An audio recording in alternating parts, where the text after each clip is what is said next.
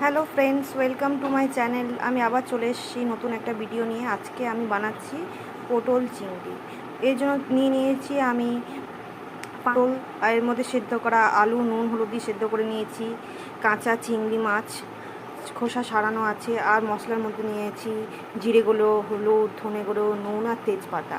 আর এটা একটা পেস্ট নিয়ে নিতে, এতে আছে পেঁয়াজ, রসুন, আদা, লঙ্কা দিয়ে একটা পেস্ট, আর এটা হচ্ছে টমেটো পিউরি। এবার রান্নাটা আমি শুরু করছি। আমি পটলগুলো তেলে দিয়ে দিয়েছি ভালো করে ভেজে নেওয়ার জন্য। আগে পটলগুলো ভালো করে ভেজে নিই নুন হলুদ দিয়ে।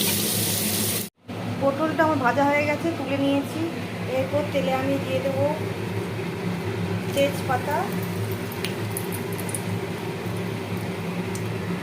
আর পাঁচফোড়ন। তেজপাতা আর পাঁচফোড়নটা ভাজা হয়ে যায়।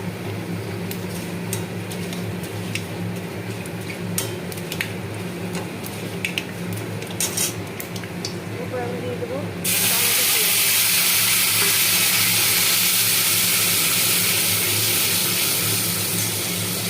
আর দিয়ে দেবো মশলা আর এই বাটা মশলাটাও রেখে ভালো করে ভাজতে থাকবো, কষাতে থাকবো। মশলাটা আমার ভাজা হয়ে গেছে। এরপর আমি দিয়ে দেবো চিংড়ি মাছগুলো। চিংড়ি মাছ আলাদা করে ভাজার কোনো দরকার নেই, এই মশলার সঙ্গে পুরো ভাজা হয়ে যাবে। এই চিংড়ি মাছটা ভালো করে মশলার সঙ্গে ভেজে নেব। চিংড়ি মাছগুলোও আমার ভাজা হয়ে গেছে ভালো করে। এরপরে আমি দিয়ে দেবো পটলগুলো আর আলুটা। আর দিয়ে দেবো একটুখানি গুড়। আমি চিনি দিই না রান্নাতে, চিনি ভালো নয়, গুড়। ভালো করে একটু মিশিয়ে দেবো। তাহলে কিছুক্ষণ কষাতে থাকবো।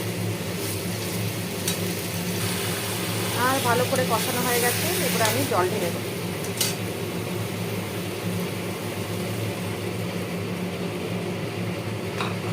জল দিয়ে দিলাম।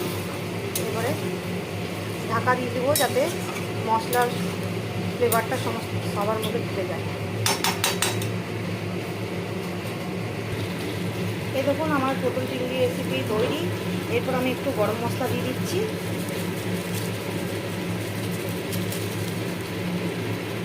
দিয়ে সার্ভ করে দিচ্ছি।